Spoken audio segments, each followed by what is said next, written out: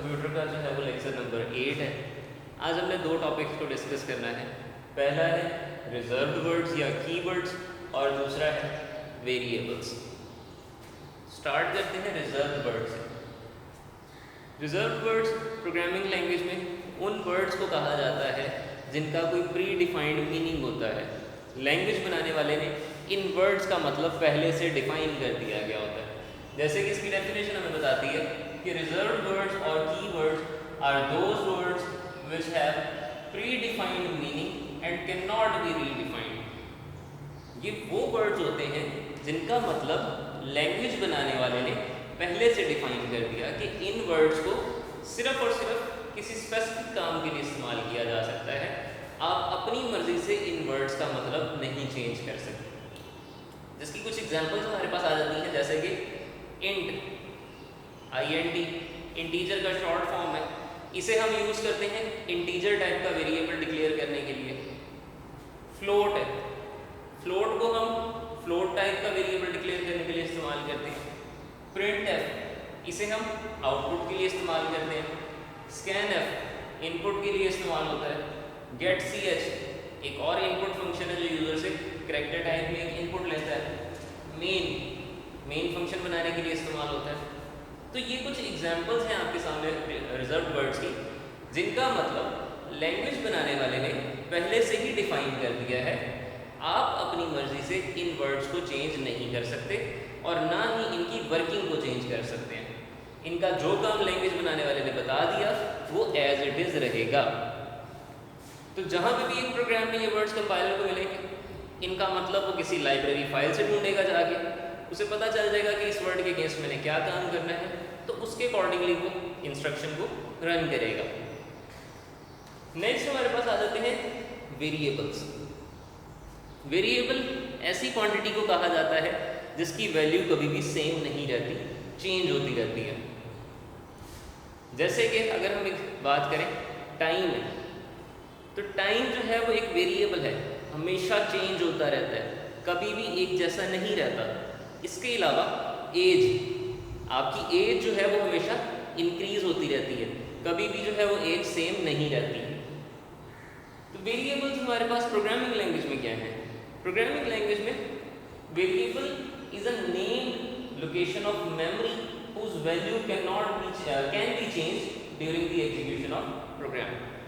तो ये हमारे पास नेम्ड मेमोरी लोकेशंस हैं, यानी कि हमारे पास मेमोरी में कोई पोर्शन है जिनके हम नाम रख लेते हैं और उस पोर्शन की value during the execution of program change हो सकती है।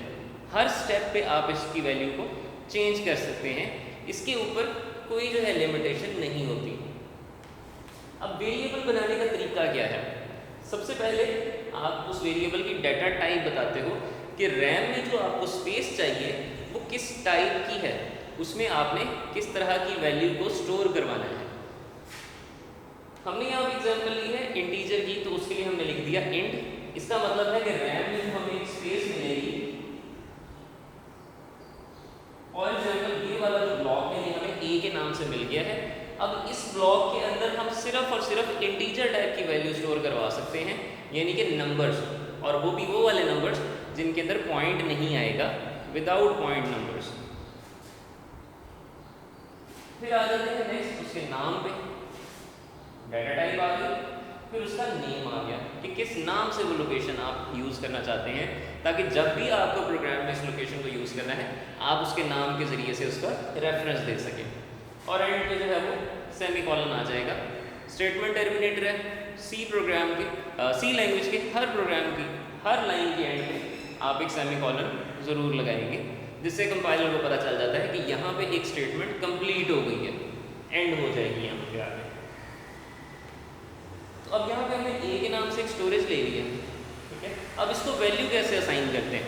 प्रोग्राम की एग्जीक्यूशन के दौरान आप इसको वैल्यू भी असाइन कर सकते हो। वो किस तरह से करते हैं अभी हम देख लेते हैं। आपको क्या करना होगा, आप सिंपली वेरिएबल का नाम लिखोगे, इक्वल लगाओगे। इक्वल का मतलब होता है असाइनमेंट ऑपरेटर, जिसका काम है राइट साइड वाली वैल्यू उठा के लेफ्ट साइड पे जो वेरिएबल है उसको दे देना। तो हम कहते हैं a = 10, तो इसका मतलब है कि ये 10 उठाओ और इस a को दे दो।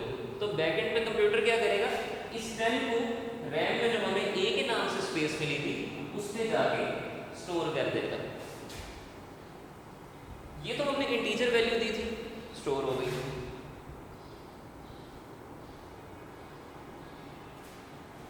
अब नेक्स्ट स्टेप पे हम क्या करते हैं, a इक्वल टू 20 कर देते हैं। तो जब तक तो प्रोग्राम का कंट्रोल इस लाइन तक था, इस लोकेशन पे 10 पड़ा होगा। जैसे ही ये कंट्रोल मूव करके नेक्स्ट लाइन पर आएगा तो अब ये a जो है ओवरराइड हो जाएगा। वेरिएबल है, डेफिनेशन में हमने पढ़ा कि प्रोग्राम में इसकी वैल्यू चेंज हो सकती है। तो अब यहाँ से ये 10 रिमूव होके यहाँ पर 20 आ जाएगा। हमारा प्रोग्राम चल रहा था, हमने क्या किया, एक टाइम आया जब हमने इसकी वैल्यू चेंज कर दी, a इक्वल टू 30.5 कर दिया। पॉइंट वाली वैल्यू है, इंटीजर क्या स्टोर कर सकेगा इसको? तो आंसर है नहीं। इंटीजर टाइप का वेरिएबल कभी भी फ्लोट टाइप की वैल्यू को अपने पास स्टोर नहीं कर सकेगा। क्या करेगा, जितनी उसकी लिमिट है वो उतनी वैल्यू तो स्टोर करेगा, लेकिन उससे ज़्यादा वैल्यू जो है उसे वो अपने पास स्टोर नहीं कर सकता। तो यहाँ पे होगा क्या, जो पहला 30 है, पॉइंट से पहली वैल्यू, वो तो जाके स्टोर हो जाएगी, लेकिन उसके बाद जो 0.5 है वो निगलेक्ट हो जाएगा। ये बिल्कुल ऐसे ही कि जैसे आपके पास एक ग्लास ऑफ वाटर है। ग्लास ऑफ वाटर की एक स्पेसिफिक जो है वो लिमिट होती है कि उससे ज़्यादा पानी अपने पास स्टोर नहीं कर सकता।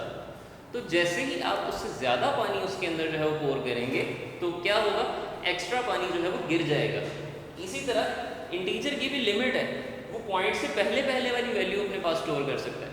तो अगर आप किसी पॉइंट पे इंटीजर को पॉइंट वाली वैल्यू भी दे देंगे तो वो पॉइंट के बाद वाली वैल्यू को निगलेक्ट कर देगा और उससे जो पहली वैल्यू है उन्हें अपने पास स्टोर कर लेगा। प्रोग्रामिंग लैंग्वेज में आपके पास बहुत तरह के वेरिएबल्स हैं, जैसे कि यहाँ हमने इंटीजर की बात की, इसके अलावा फ्लोट भी है, कैरेक्टर भी है। तो हम उन सबको जो है वो डिटेल में डिस्कस कर लेंगे कि हर डाटा टाइप किस तरह की वैल्यू अपने पास स्टोर करती है। आज का हमारा लेक्चर जो है वो यहीं पे एंड हो जाता है। अल्लाह हाफ़िज़।